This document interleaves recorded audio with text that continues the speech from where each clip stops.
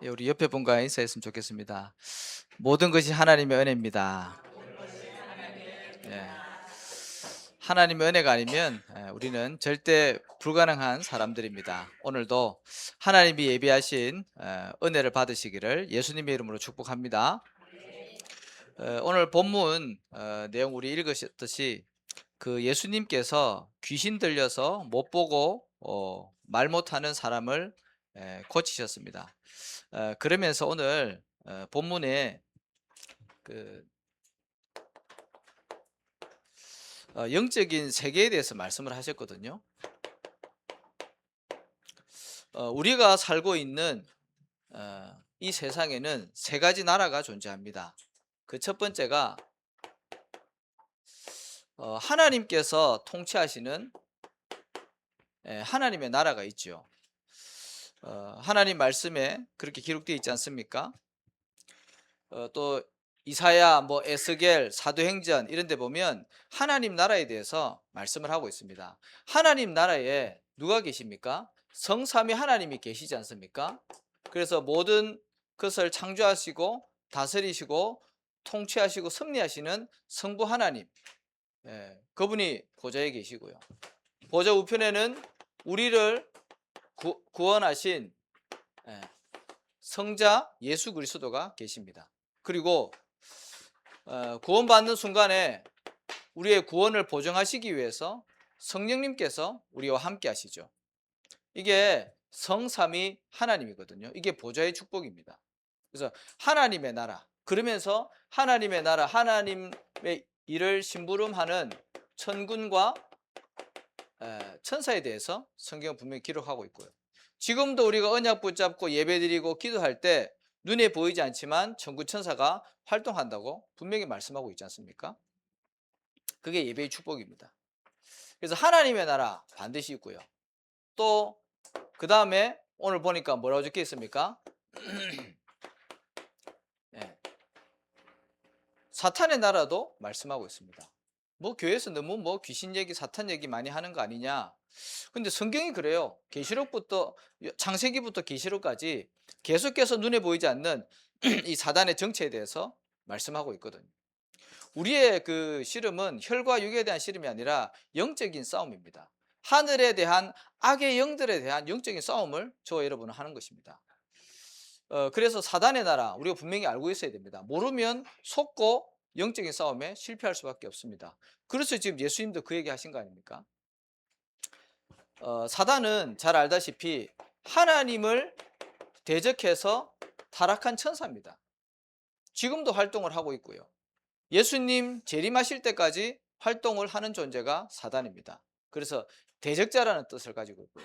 사단의 또 다른 말이 마귀라고도 이렇게 표현하지 않습니까? 마귀는 뭡니까? 이따가 말씀드리겠지만 이간자입니다. 계속 분리시키는 영입니다. 그래서 우상 숭배하는 그 개인과 가정과 가문을 보면 좀 많이 어렵죠. 이혼율도 많고요.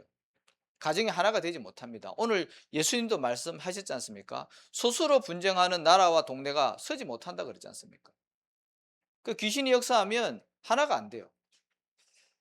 그리고 귀신은 또 뭡니까? 이 사단이 그 대장이라면 그 졸개들이 있지 않습니까? 그래서 이 귀신은요, 타락한 이 천사장에 따라오는 천사들이거든요. 이 귀신들은 사람을 저주하고 인생을 실패케 하고 또 뭘 갖다 주냐?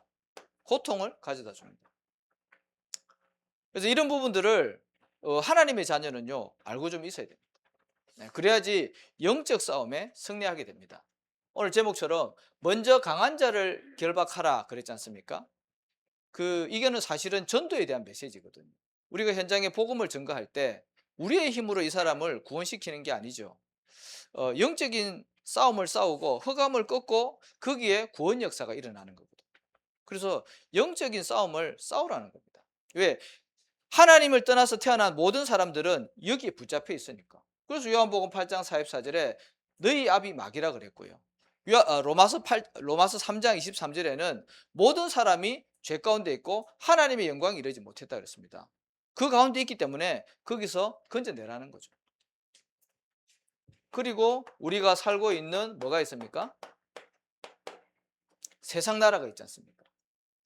어떻게 보면 이 세상 나라에 하나님의 나라와 사단의 나라가 공존한다고도 볼 수 있는 거죠. 그렇잖아요. 그래서 흑암이 떠나가면 성령이 힘입어 이 사단이 결박되어지면 거기에 뭐가 임했다고요? 하나님의 나라가 임했다고 했습니다. 예배드리는 이 시간에 이곳에 하나님의 나라가 임하기를 우리가 기도하면서 인도받아야겠죠. 자, 그래서 이 세상 나라에 우리가 살고 있는데 사는 동안에 저와 여러분에게 꼭 필요한 게 뭐냐니까 영적인 분별력이 있어야 됩니다. 왜냐하면 두 나라가 공존하기 때문에. 내가 성령의 인도를 받느냐, 구원은 받았지만 흑암 세력의 인도를 받느냐, 그건 엄청난 결과를 가져오지 않습니까? 하나님의 자녀도요, 틀린 길 갈 수 있습니다. 그죠? 그래서 우리는 영적인 분별력이 있어야 되는데 우리에게는 많은 현실들이 있지 않습니까? 그리고 그 현실 뒤에는 뭐가 있습니까? 눈에 보이지 않지만 참된 진실이 있습니다. 우리가 현실이요 다 맞다고 볼 수가 없어요. 왜냐하면 그 뒤에 진실이 있기 때문에. 근데 우리가 한 가지 더 봐야 되는 것은 그 진실 너머에 있는 영적인 사실을 볼 수 있어야 됩니다. 예를 들어서 사도행전 5장에 보면은 아나니아 삽비라가 나오지 않습니까? 이 아나니아 삽비라가 밭을 팔아서 그 교회에다 헌금을 했는데 둘 다 죽었잖아요. 얼핏 보면 현실의 눈으로 보면 왜 하나님 앞에 헌금하고 헌신하고 죽었냐 이렇게 볼 수 있죠. 근데 사도행전 4장에 보면 이 아나니아 삽비라가 헌신하기 전에 요셉이라고 하는 이 바나바가 자기 전 재산을 팔아서 사도들 발 앞에 뒀다 그랬거든. 어떻게 보면 이 아나니아 삽비라가 그것을 보고 어떤 동기, 자기 이름을 내기 위해서 하나님 앞에 동기를 가지고 드릴 수도 있는 거죠. 근데 그 판 것을 얼마를 감추었다 그랬잖아요. 그때 베드로가 뭐라 그랬습니까? 아나니아 삽비라 보고 네 속에 사단이 가득하여 어떻게 성령을 속이느냐. 그러면서 죽었단 말이죠. 하나님의 자녀지만 틀린 길에 서 있으니까요. 문제가 오게 되는 겁니다. 마찬가지로 우리는 현실 속에 속는 것이 아니라 현실 뒤에 있는 진실을 봐야 되고 그 뒤에 있는 영적인 사실을 반드시 볼 수 있어야 됩니다. 그래서 항상 기억하시기 바랍니다. 나는 그냥 성령의 인도를 받고 있는지 흑암의 그 인도를 받고 있는지 여러분들이 영적인 분별력을 가지고 반드시 인도받으셔야 됩니다. 신앙생활에 가장 중요한 것은 성령의 인도받는 거거든요. 그래서 새 나라에 있는 것을 여러분들이 기억하시고 깨어서 기도하면서 인도받으시면 좋겠고요.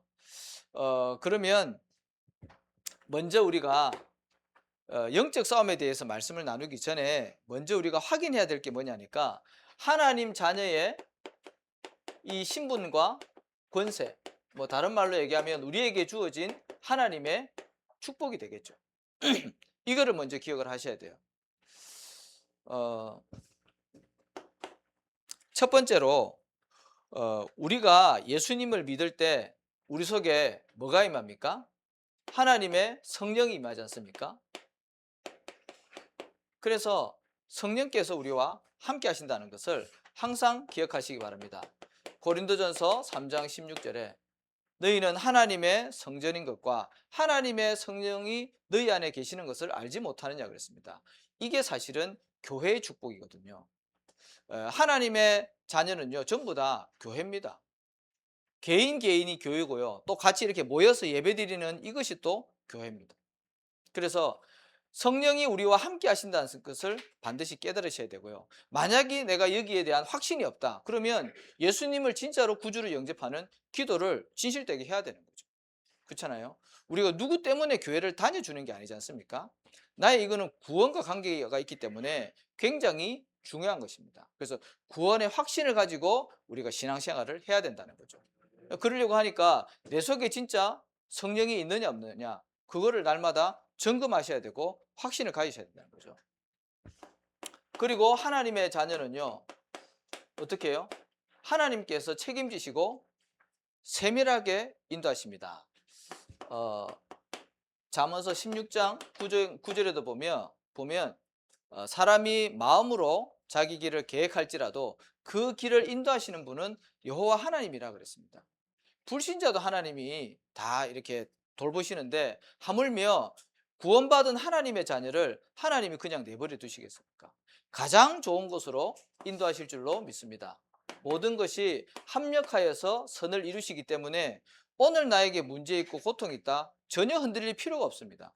하나님은 그것까지도요 우리에게 가장 좋은 곳으로 반드시 응답하시고 역사하실 줄로 믿습니다. 그래서 하나님의 성령의 인도 받는다는 것을 기억하시고요. 그 다음에 우리의 기도에 하나님이 항상 가장 좋은 곳으로 응답하신다는 것을 잊지 마시고 하나님 앞에 언약 붙잡고 기도하시기 바랍니다. 예레미야 33장 1절에서 3절의 말씀 보니까 너희는 먼저 예레미야가 시대때를 가졌을 때 뭐라 그랬습니까? 너는 내게 부르짖으라. 내가 네게 응답하겠고 네가 알지 못하는 크고 비밀한 일을 너에게 보이겠다고 말씀하셨지 않습니까?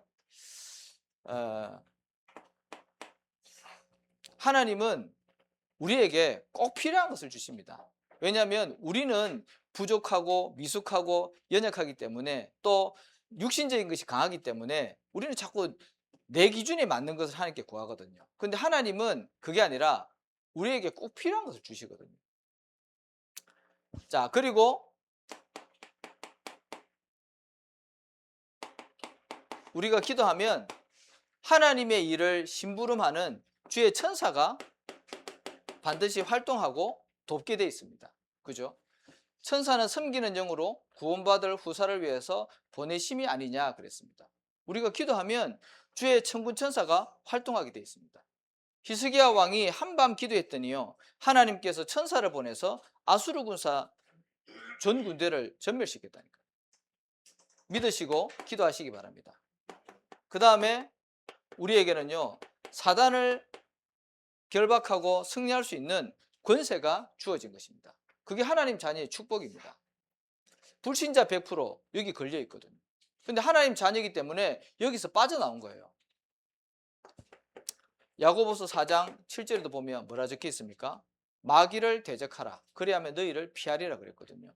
예전에는 운명사주 팔자 가운데 묶여 있었다니까요. 어디로 가야 될지 어떻게 가야 될지 불안하며 방황했는데요. 이제는 하나님의 자녀가 되어서 영적 전쟁에 승리할 수 있는 신분과 권세가 주어진 겁니다. 그 달력에 보면 왜 손 없는 날 이렇게 적혀 있잖아요. 그 뭐예요? 불신자들은 이사도 마음대로 못 갑니다. 날 잡아가지고 가야 된다니까요. 그래서 손 없는 날 이사 가는 데는요 복비가 좀 더 붙습니다. 그렇죠? 그렇듯이 우리는 아무 상관없습니다. 주일날만 피해서 예배드리면 됩니다. 자, 그 다음에 하나님 자녀의 신분과 권세 축복 6번째 뭡니까? 우리는 이 땅에 살지만 우리의 배경은 어디라고요? 하나님의 계신 천국이 저와 여러분의 배경입니다. 믿으시기 바랍니다. 안 믿어도 우리가 구원받은 게 확실하면 우리가 하나님 나라 누리다가 하나님이 부르시는 날 천국 가게 돼 있습니다. 그래서 누가복음 10장 20절에 보니까 제자들을 예수님이 현장에 파송하시고 돌아왔을 때 점검하지 않습니까? 그때 제자들이 뭐라 그럽니까? 우리가 막 복음을 전했더니 하늘에서 귀신들이 막 떠나갑니다. 그랬더니 그래 내가 하늘에서 사단이 번개같이 떨어지는 것을 보았다. 그러면서 예수님 뭐라 그럽니까? 그것 때문에 기뻐하지 말고 너희 이름이 하늘나라 생명책에 기록된 것 그것 때문에 기뻐하라 그랬습니다. 우리가 배경이 하나님의 나라라는 거죠. 그리고 마지막으로 어떻게 해요? 하나님은 우리에게 성령 충만함을 약속을 하셨습니다. 나를 넘어서고 우리가 현장을 살리고 세계복음화를 하기 위해서는요 반드시 이 힘이 필요합니다. 우리 자신을 제 자신을 볼 때도 절대 불가능이거든요. 저는 안 돼요. 연약하고 무너지고 오늘 결단하게 했다가 내일 또 포기하고 그게 아니라 하나님 우리에게 성령 충만 주셔서 그리스도의 증인 삼기를 원하신다는 거죠. 그래서 약속 붙잡고 하나님 오늘도 저에게 성령의 충만함을 주시옵소서 기도하시기 바랍니다. 약속하시기 때문에 분명히 주실 줄로 믿습니다. 오직 성령이 너희에게 임하시면 권능받고 땅끝까지 이르러 내 증인이 되리라 분명히 말씀하셨습니다. 이거 안 누리면 저 여러분은요 또 다른 거 붙잡고 헤매게 돼 있다니까요. 세상의 것 붙잡고 그거 누린다니까요. 그래서 한 주간 이 하나님 자녀의 신분과 권세를 최고로 누리시기 바랍니다. 자, 그리고 두 번째로 이제 이 축복을 가지고 저와 여러분이 강한 자를 결박하는 영적인 싸움을 싸워야 되겠습니다. 마귀는 눈에 안 보이는 악한 존재고 능력도 대단합니다. 우리는요 육신을 가지고 있잖아요. 볼 수도 없고 우리는 사실은 우리의 힘으로는 싸워서 실패할 수밖에 없죠. 그런데 우리 안에 누가 계십니까? 승리하신 그리스도가 있지 않습니까? 사단이 두려워하고 싫어하는 유일한 존재 그리스도. 이 그리스도 이름 선포하면요 사단이 떠나간다니까요. 히브리서 2장 14절의 말씀처럼 그죠? 예수님께서 죽으심으로 사단의 권세를 멸하셨다 그랬습니다. 그리고 요한일서 3장 8절에는 마귀의 일을 멸하신 예수 그리스도. 그죠? 그리고 분명히 십자가에서 모든 문제를 다 해결하셨습니다. 너희가 세상에서 환난을 당하나 담대하라. 내가 세상을 이겼노라 그랬습니다. 그 승리하신 예수님께서 성령으로 나와 함께 하신다니까요. 선포하시기 바랍니다. 자, 그 다음에 저와 여러분이 이 속에서 반드시 가지고 누려야 될 정체성이 있습니다. 우리는 영적인 싸움을 싸워야 되기 때문에 영적인 정체성을 분명히 확인하셔야 되죠. 첫 번째로 우리 아까 권사님도 기도하셨는데요. 하나님이 우리를 그리스도의 좋은 군사로 부르셨다는 거죠. 그리스도의 영적인 군사로 불렀다는 사실을 잊지 마시기 바랍니다. 그래서 뭘 해야 됩니까? 군사는요 무장해야 돼요. 말만 군사가 아니라 실제적으로 영적 싸움 싸울 수 있는, 영적 전쟁할 수 있는 영적인 무장을 해야 되겠죠. 그렇죠? 그래야지 우리가 싸움에서 승리할 수 있습니다. 자, 그리고 우리를 하나님께서 영적인 의사로 부르셨다는 사실을 잊지 마시기 바랍니다. 우리 지난주 말씀 받았잖아요. 무거워하고 짐진 자, 많은 사람들이 인생에 답이 없고 방황하며 공허하며 타락 가운데 있는데 그 사람을 살려내기 위해서는 어떻게 해야 됩니까?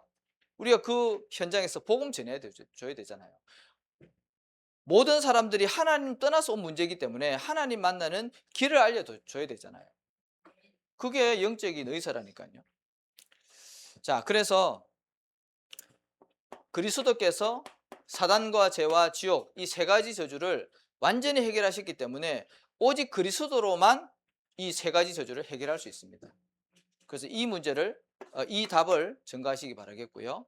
그 다음에 하나님은 우리를 현장에 또 개인의 시대에 재앙을 막는 영적인 파수꾼으로 부르셨다는 사실을 잊지 마시기 바랍니다.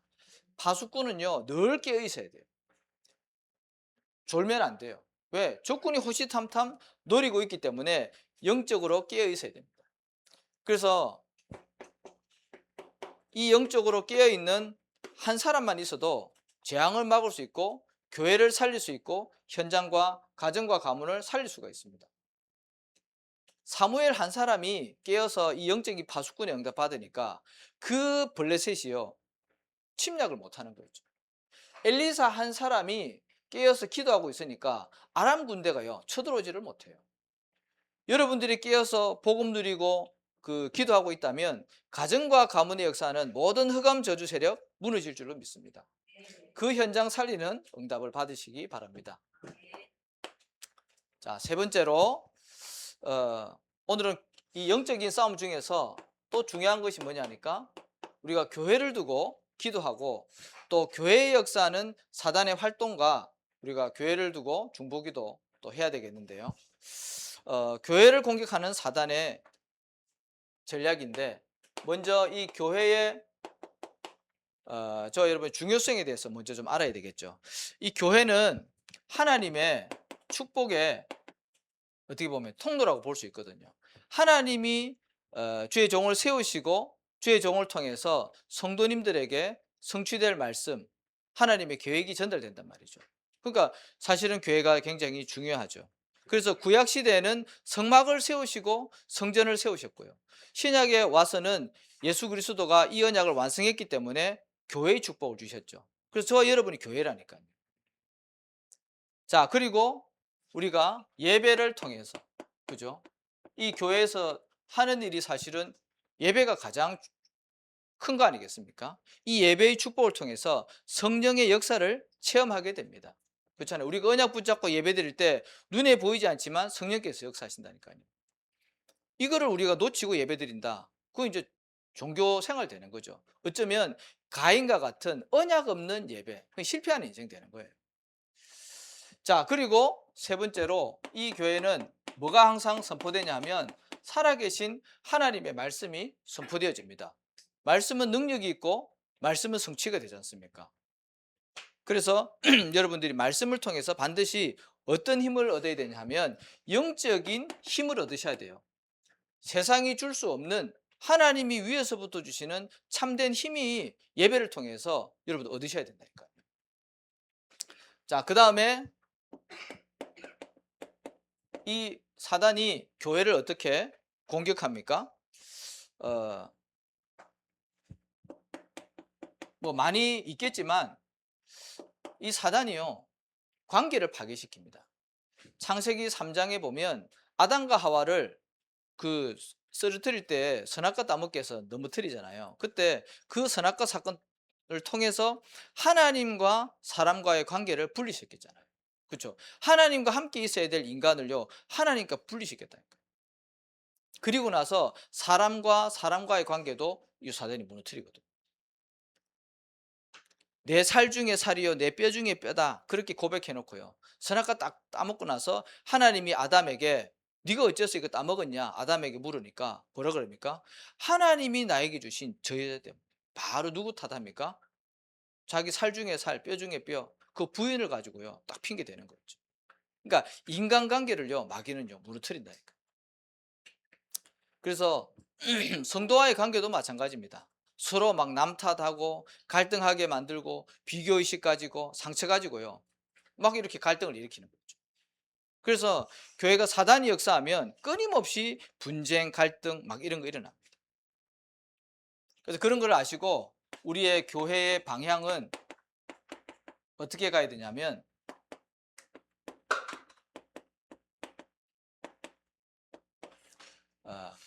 복음 공동체 응답을 날마다 누리시기 바랍니다.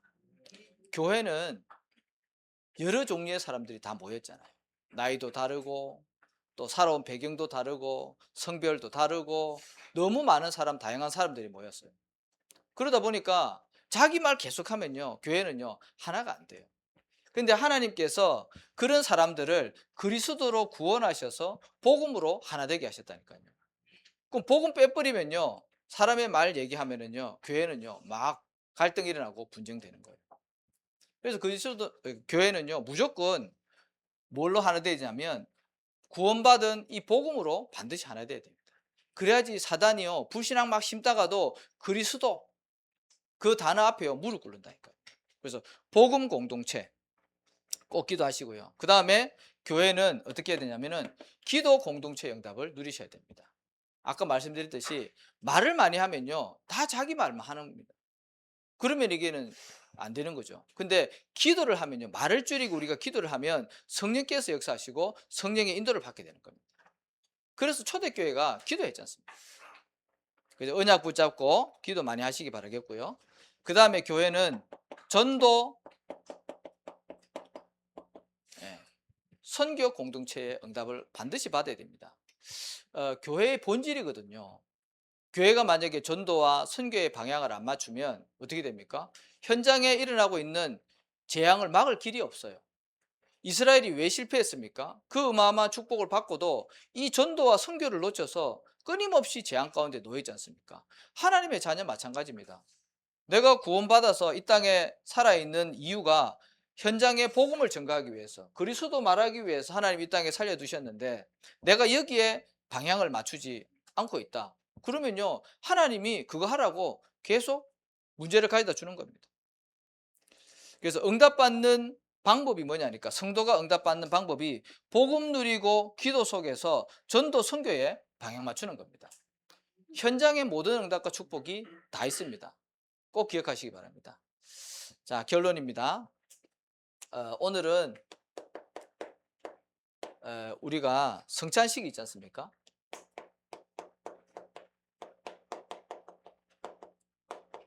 그래서 세례와 성찬에 대해서 잠깐 이렇게 말씀드리도록 하겠습니다. 먼저 그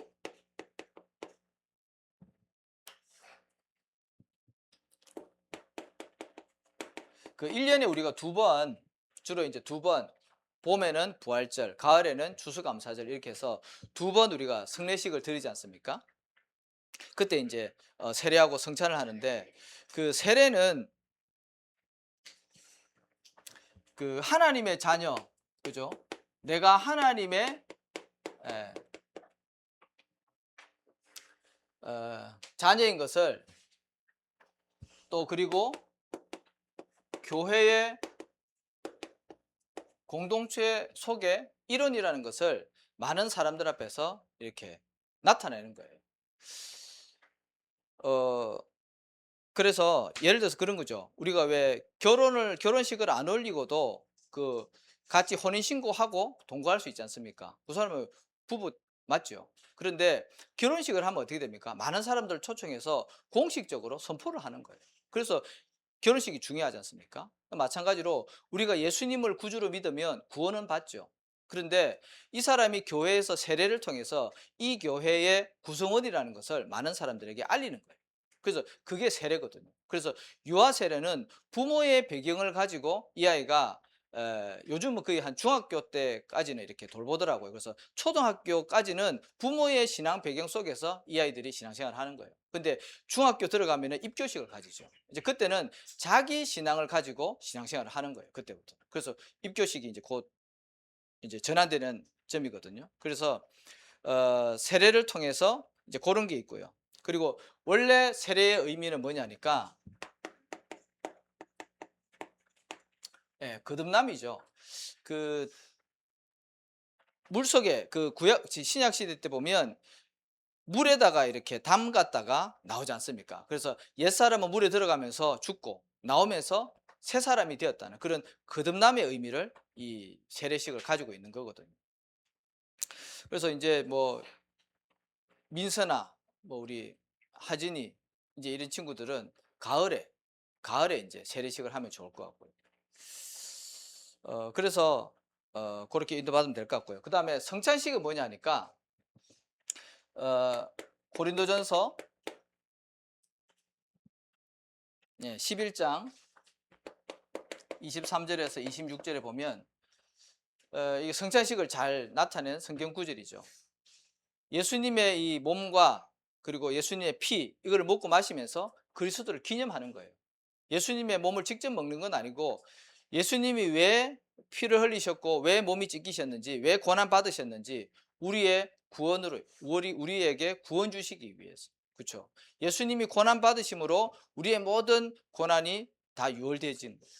그래서 그 예수님의 고난과 십자가의 보혈을 기념하고 이것을 예수님 오실 때까지 전달하라고 예수님 말씀하셨거든요.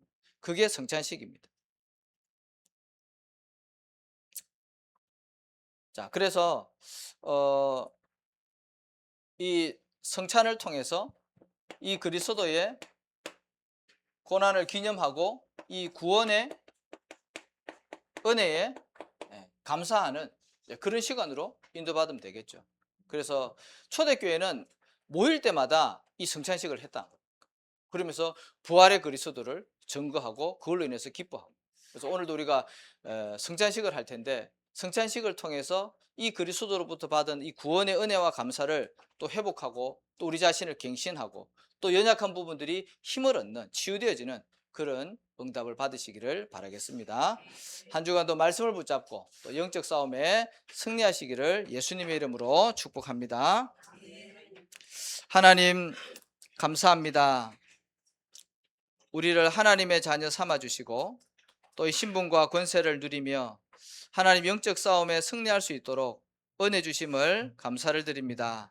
이번 한 주간도 승리하신 그리스도 언약 붙잡고 하나님 내가 있는 현장에서 영적인 싸움을 싸우며 또 현장 살리는 또 참된 응답을 받게 하여 주옵소서. 예수님의 이름으로 기도하옵나이다. 아멘.